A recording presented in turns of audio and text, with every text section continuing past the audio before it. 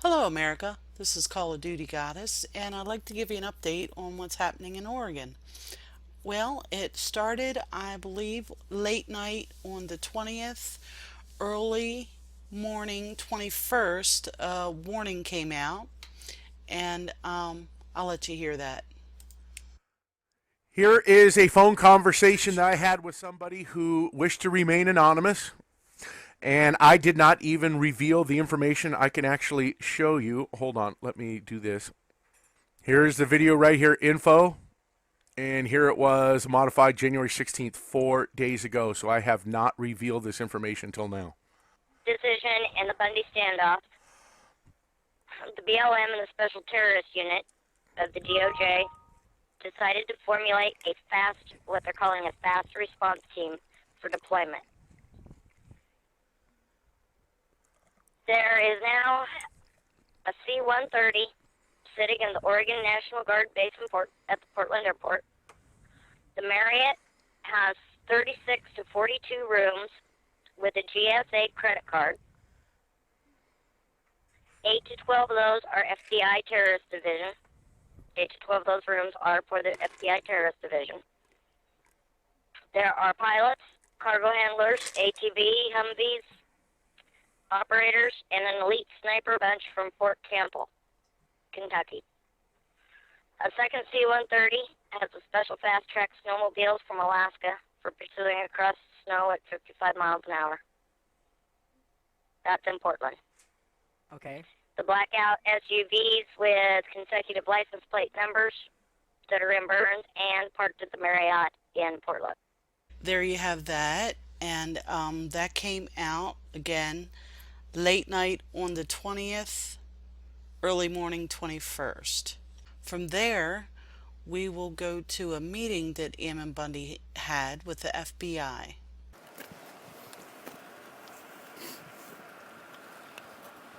Um, well, I see a whole full of people here, and I guess you reached out to me, so I'm not sure exactly what you wanted to talk about, but that's what I came here to.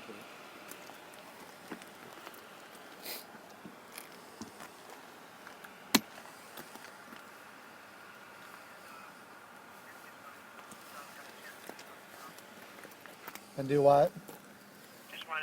Working and getting, a lot of these land transactions figured out. We've been working on the records to get these lands back in the right hands so that the people can start living. And that's basically what we've been doing. We've been helping the ranchers local here, and there's a few of them that the refuge was about ready to take their homes and their ranches, so we've been trying to get them on their feet and help them out. And the refuge in itself was in pretty bad shape, so we've been doing a lot of maintenance on the refuge and getting that back up to shape and trying to get it control with all the rodents and everything. So we've been busy, and the people have been feeding us well and supplying us well, and yeah, it's been good. There's been a lot of work out there. Yeah, yep, there has been. What kind of projects are you working on at the refuge?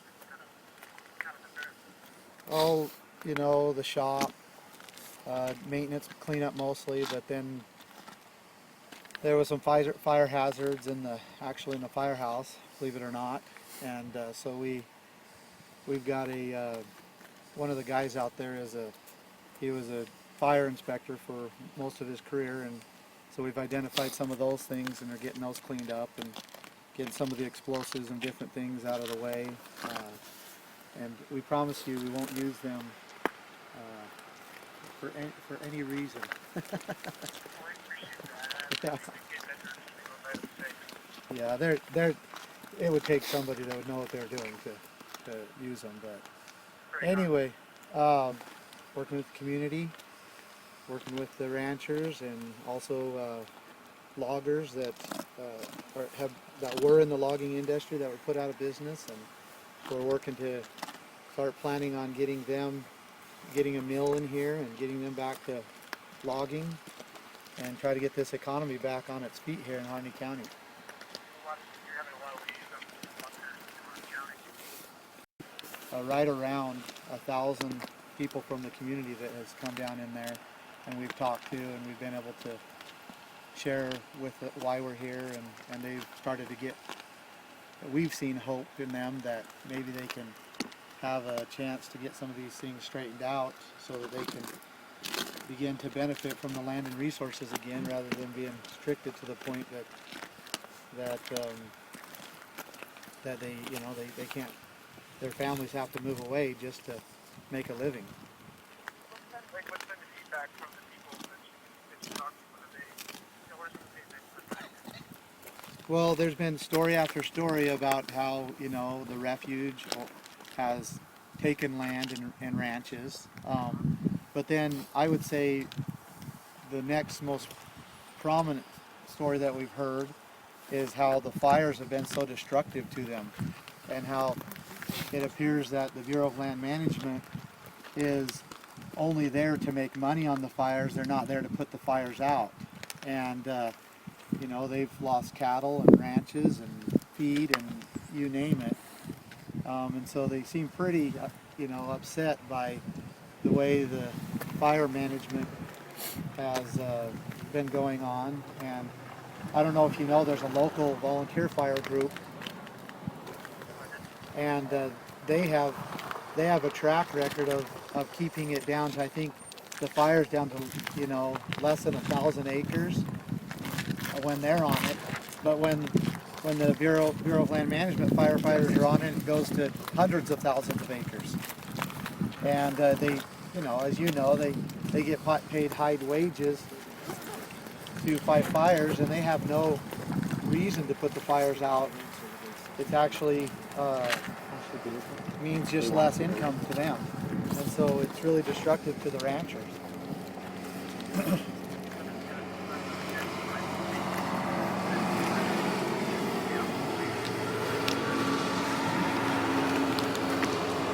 Oh, absolutely. That's exactly what people understand is happening. They're doing it because they get paid high wages, and they have to justify their budgets and all of that. Say that again. I think it's both. It seems the stories they're telling us is, you know, they end up starting more fires with drip torches than they do putting out, and then a lot of it, as far as the management side, they let them, you know, there's definitely evidence, or at least what they're telling me is that it is, you know, it sounds like it's a culture over there, not just individuals or managers or whatever.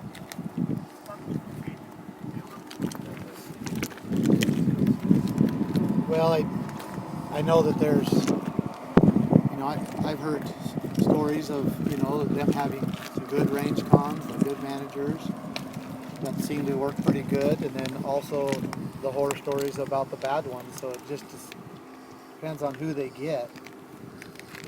But you know, that's part of the problem. The problem is they shouldn't have any of them. They should be able to manage those lands as a, you know, as a free people, and government should be assisting in them using it, not restricting them.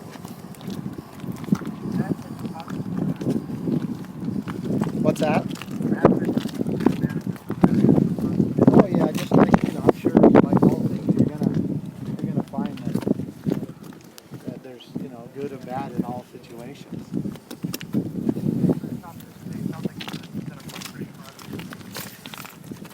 Yeah, and then the whole, they've got to where, again, so they won't let the ranchers put out the fires. They actually will be arrested if they try to put out the fires themselves.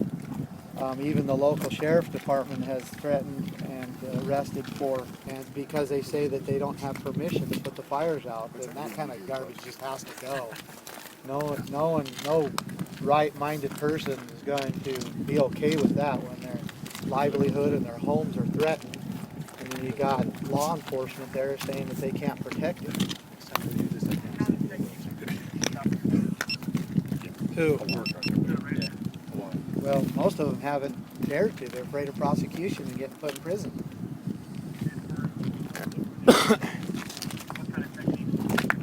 wouldn't matter what the way the federal government views it, the Bureau of Land Management views it, is if they're trying to put out the fire without their permission, then they're subject to prosecution. It doesn't matter what techniques they use.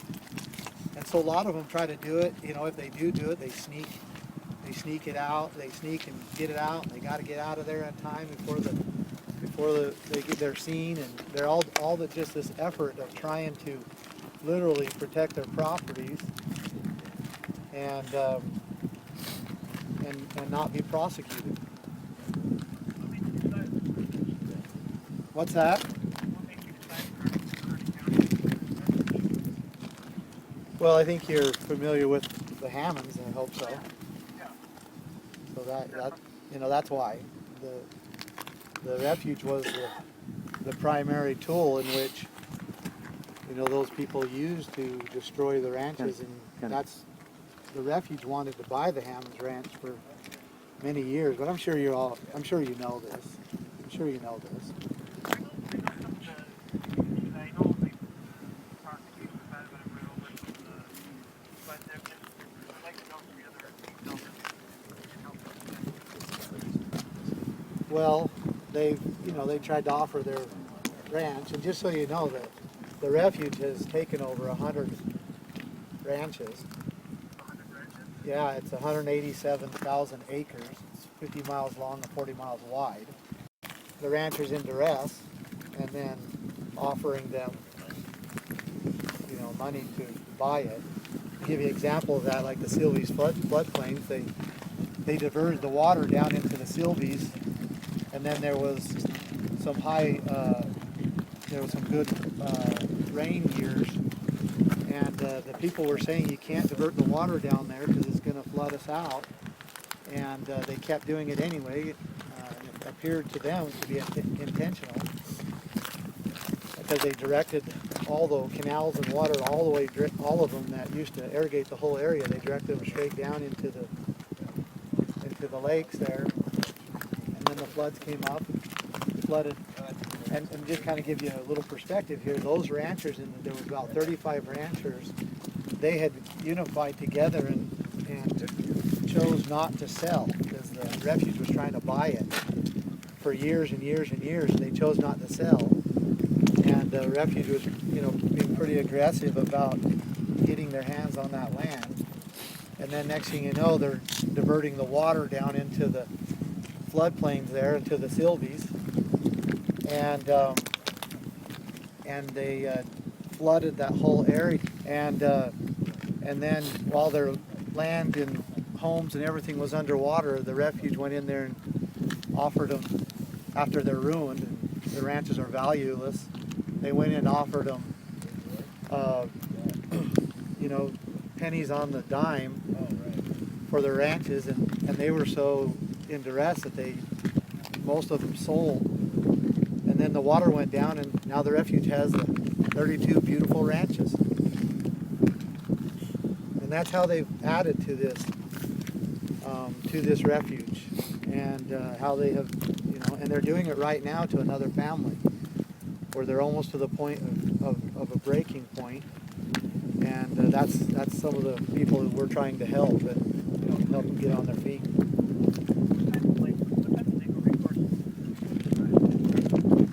Well, the Hammonds spent upwards to $1 million in their defense. But to kind of give you some perspective, and these aren't my numbers, but according to the American Land Rights, I believe that is the reference, there's been over 100,000 cases where the federal government, as the plaintiff, has taken on a rancher or a land user. And so, the people do not have faith that there is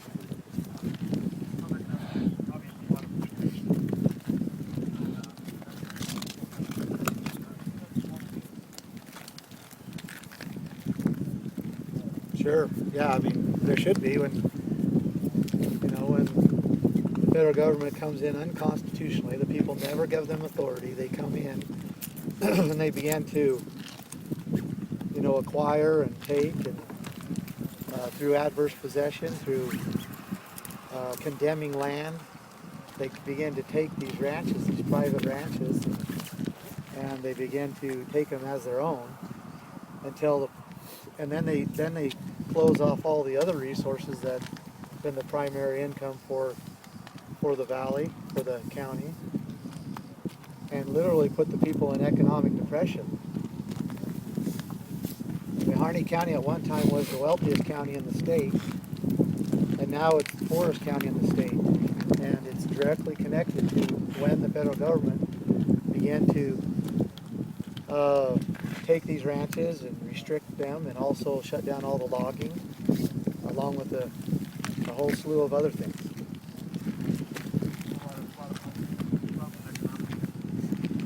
But yeah, the only jobs they have, are federal jobs now. I mean, I think it's 63% or maybe a little more are working for the federal government. And it doesn't take a brain surgeon to figure out that that's not going to work. I mean, we can't all work for government. What's that? Whose feedback? They took all the loggers and the ones that wanted to stay bad enough in Harney County, they made them BLM firefighters, just so that they could pay their house payment and put food on the table. So a lot of them see it. I'm sure there's those that don't.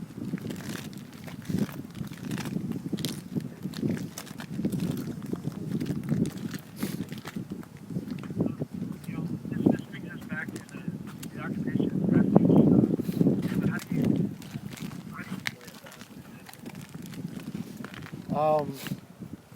Well, I see it that land, again, right as the refuge, should be turned over to the county to use as, either maybe a school facility, or to be used as, again, like a resource center to help the ranchers and to help the people out, and to help them and encourage them using their rights on their own land. Maybe even a place where those documents and so forth can be recorded and basically become a benefit to the people under county jurisdiction. And that would put it back in right to the Constitution. And then, of course, the people out on the land using the land as their right, as it was established, and under county jurisdiction.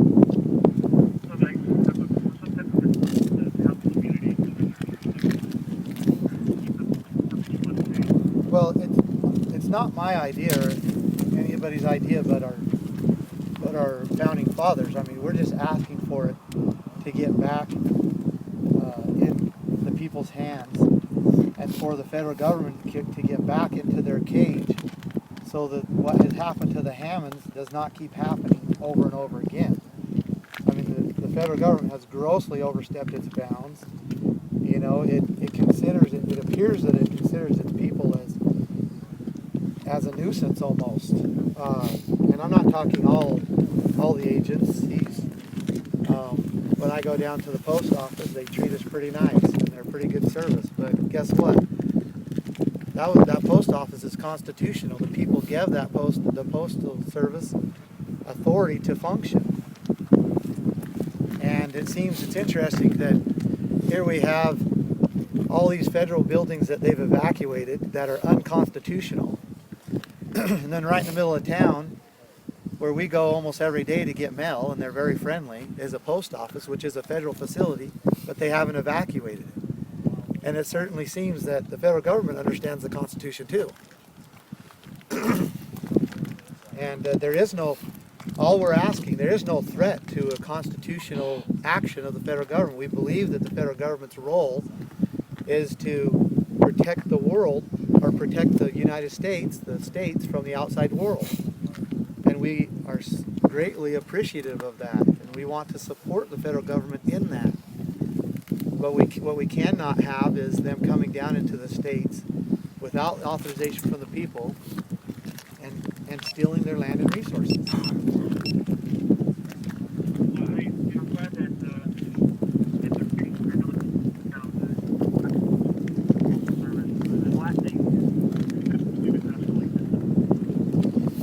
we're not going to escalate nothing. We're there to work. I mean, you guys as the FBI or, you know, the Sheriff's Department, which I do have some questions about, I mean, you guys would be the only one to escalate this.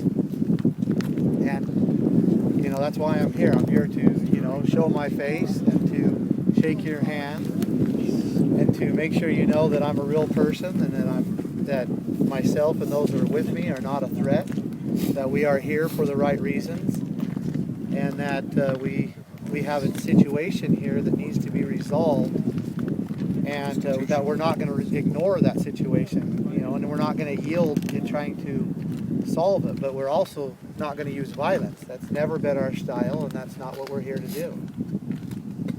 No, I appreciate the interaction. I appreciate the fact that you have been courteous for talking, and that means a lot to us. On our end, we're committed to solving this case. We want this to be smooth.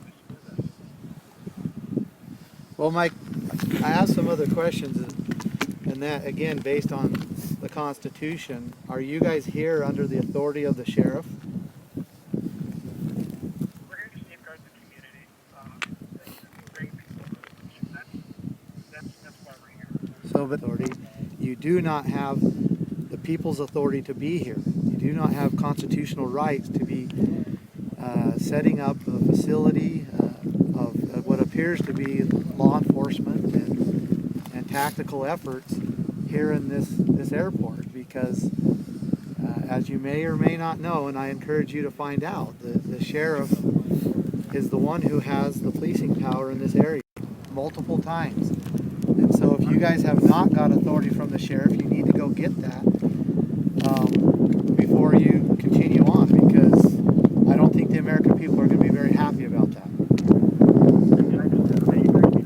The sheriff has asked for our assistance. The sheriff has also asked me to part of the revenue. So he has given you a We've also been asked to resolve this case. That's why we're here. And our community is to go home to your family. Take this to the next phase. It's been a frustrating process, but there are the court systems. There's politicians that are like-minded. There are people that have national attention. Those are really successful. and that plan is being put in place. Because the people are well on their way to claiming back their land and resources, and the last thing that we want to do is to leave the refuge and disrupt that. And also, because you know and I know both, what's going to happen is those individuals have been doing this to the people intentionally or unintentionally. I'm not wanting to demonize them, but those people will go right back into the refuge facilities, the headquarters. They'll go right back into the BLM offices. They'll go right back into the U.S. Forest Service offices, and they will put the chains right back on the people. And that is exactly what will happen. And you know that, and I know that, and all of us know that. So we will leave there if those buildings are turned over to the proper authority, to the jurisdiction, and never used again by the federal government to control land and resources unconstitutionally in this county.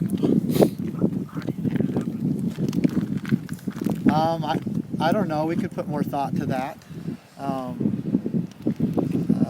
Slowly over time. You know, but one thing that we are sure that we cannot do is just leave so the chains can be placed right back on these people, and they end up right back in the situation that they're in. That I can assure you will not happen. And I hear your concern. You know, it's something that the FBI bring over the land people really have banking to do. That's more of an issue for Congress. Well, let's get Congress together, and they can make a decision then. You know, besides people looking for a plan of action, what else, how else do you do this? Well, you can bring, and this is the most important of everything all that I've said. You can bring the Hammonds back home to their families. They do not deserve to be there. The federal government abused the Constitution or abused the system, even their own sound system in order to put them there, and that is a pretty much a consensus. I mean, you can bet the American people across this country know that what happened to the Hammonds was unjust. And you people, as representatives of us, the people, you need to listen to us on this one, and you need to get the Hammonds back to their families, back to their lives, and back to their homes. And that needs to happen. That is a must. Had any conversations with the authority to petition the president to do that? To petition the president to do that, the president didn't put them there. And the president is not going to take them out. The judicial system, the U.S.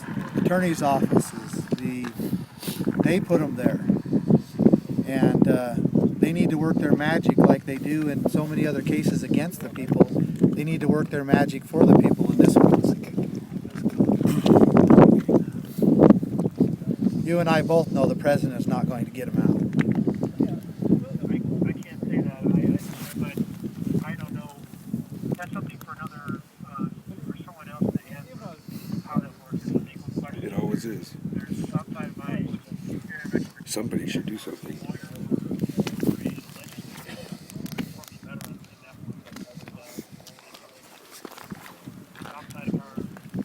They investigate. Sure, I understand that, yeah, and that's, I mean, like I said, these things take a little time, but that's what needs to happen to assure that we as a people can move forward without this happening again. That we can move forward to make sure that this case doesn't set a precedent. That we can move forward to make sure that the Hammonds get home to their families and back to their ranches, and also to make sure that the people are free and not afraid to use the land as they have rights to do, and that'll make a lot of things right. That'll turn a lot of things around, including the economy. If the people have access to the land and resources the way that it was intended by our founders, the economy will immediately turn itself around. And then we can start working on this debt problem that we have with the rest of the world. And anyway, those are bigger issues than you and I want to get involved in, I'm sure, but those things, but this is the beginning. I mean, this has to happen in order for people to get back on their feet, and then it needs to happen for this family that has suffered so much. You've done a lot to put this in Scotland. You've done a lot. You've got national presentation that you started a dialogue amongst a lot of people that probably never took any interest in getting people to listen. That's important. I think that the value now is how do you maintain your message? Won't go back underground. You have to conquer and speak, but having the moment, but also serving your message. Well, but I didn't. But the time for like talking, the time for complaining and just stomping our feet is over. It's time to make this right, and it happens on the people's level, not on Congress's level. It happens on the people's level. And the people they need to take their claim back on their land and begin using it as their forefathers, as their fathers established. They came out, their forefathers are the one that came out and established these rights and began using it. It wasn't clear until, the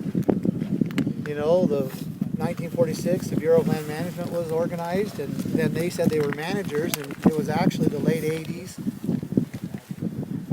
early 90s when they started actually saying that now it's ours rather than the ranchers. And you got to understand that people are going to, at some point, have to push back and say, you know, look, we can't do this anymore. You can't keep taking and taking and taking because of what it's doing to us. And this is a peaceful way that we get these things right. But until we have that well on our way, and we're talking practically in the people's hands, then there's really no need for us to leave the refuge. I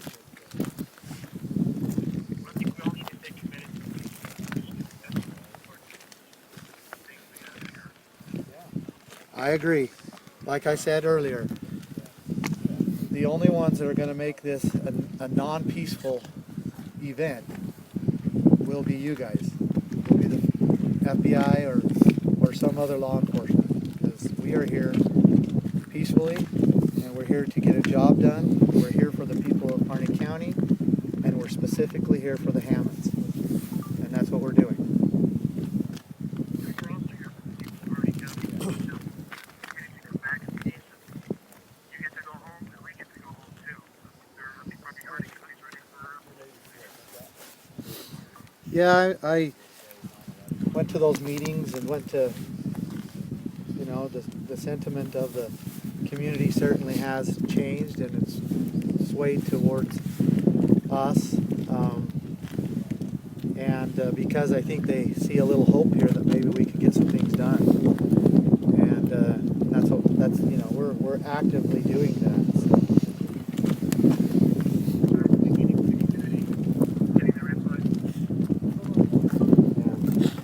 Well, hey, speaking of that, I've got quite a few things I got to do, and I got a meeting to go to. We've got some legislatures coming up from New Mexico, actually, and I said I'm going to meet with them. And so, can we continue this conversation later? Absolutely. And when I continue to dialogue, the only thing is want to work together with you. I know these are some really significant issues.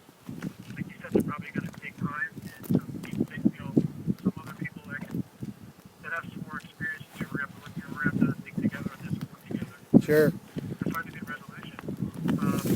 So I want to make sure that you understand the resolution is the Constitution of the United States. That is the resolution. Now, how we get there, I realize there's steps and things we need to do, but we've compromised that supreme law long enough. And so, you know, get yourself familiar with it, and we'll start talking about that. Those that need to get involved, but this resolution must end on the Constitution and its supremacy to all of this. David, how about let's talk again. When do you want to talk again next? We could do tomorrow again. I'd like to meet you face to face. I think it'd be a lot more beneficial, and I could come down here tomorrow again and visit with you. Let me run that through my chain of command. In the meantime, let's plan on at least a phone call for tomorrow. Is there a possibility that you can get a regular hardline telephone we can talk on? Because yesterday trying to call you, it's tough. Sometimes we don't get through the towers. Well, I know you called me like 14 times in a row. I did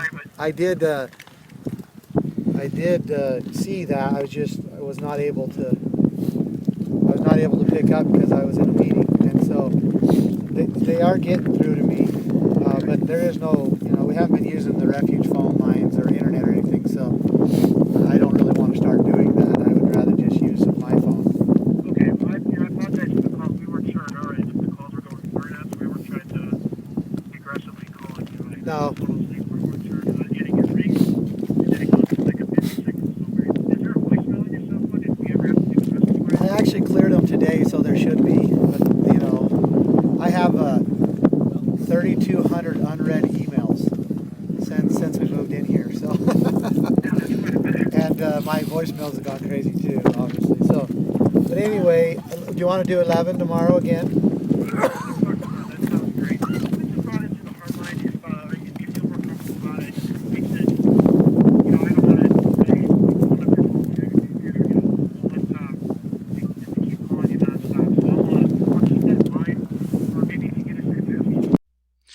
Well, there you have it. That so-called meeting via phone. Um, I guess nothing really came out of that. They were supposed to meet again today at 11 o'clock because, again, this meeting took place yesterday on the 21st. They were supposed to have a meeting today, the 22nd, at 11 o'clock. And what happened out of that? Bundy went there. The guy, of course, wasn't there. Um, and the FBI did not want the meeting recorded at all. So Ammon left. He then went to the sheriff's department, which turned him away as well at the gate because they said he did not have an appointment. So again, they are reaching out, being transparent. The FBI and sheriffs are ignoring them again. I'm wondering if it's they're doing it spitefully in order to piss him off, to see if they can get a reaction out of them, because I really don't think that the FBI or the sheriff or anyone has experienced anything like this. They're getting heat, I'm sure, from the top to get them out of there, do whatever you got to do, and then they negotiate with them, and the Bundy and the people that are there with him are very kind, very nice, and trying to be transparent and talk to them. And how can you be mean to someone like that? Anyway, I hope these FBI people, I know they're people too, they have families. I hope they understand what's going on, and I hope they do the right thing and they read their Constitution, and that they swore to uphold and do what's constitutionally right. Anyway, next we have on the 20th, the governor, Kate Brown, made an announcement about the standoff. So let's hear what she has to say. Additionally, I plan to seek funds in the February session to offset costs incurred during the unlawful occupation of the Malheur Wildlife Refuge in Harney County. State officials, including me, have been asked by federal officials to limit our public comments to avoid escalating the situation, and I have complied. I would not want to do anything or say anything to compromise their efforts to resolve the situation. But I will say this.